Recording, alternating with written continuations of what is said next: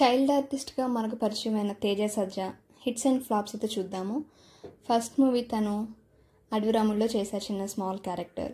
So child ఆర్టిస్ట్గా చాలా సినిమాలు చేశాడు.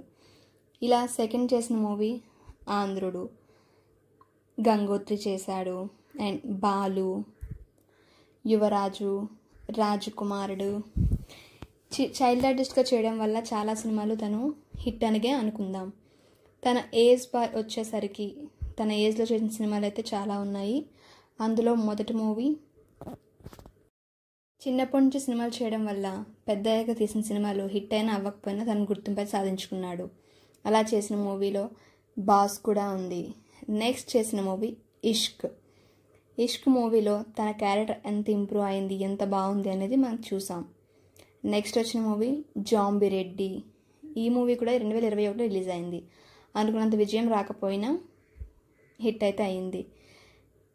తర్వాత ఇలా కాదని చెప్పేసి గెటప్ మార్చడం, గ్లామర్ రోల్గా తీయడం, ఓ బేబీలో సమంత అండ్ సరసన చేయడం అనేది సినిమా అయితే చాలా బాగుంది. నెక్స్ట్ వచ్చిన మూవీ జై హనుమాన్.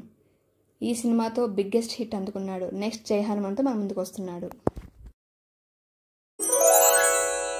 హలో అండి, ఈ ఛానల్ని లైక్ చేసి షేర్ చేసి సబ్స్క్రైబ్ చేసుకోండి. నేను చేసే ప్రతి వీడియో మీకు నోటిఫికేషన్ ద్వారా రావాలంటే కిందన బెల్ ఉంటుంది, దాన్ని కూడా క్లిక్ చేసేయండి.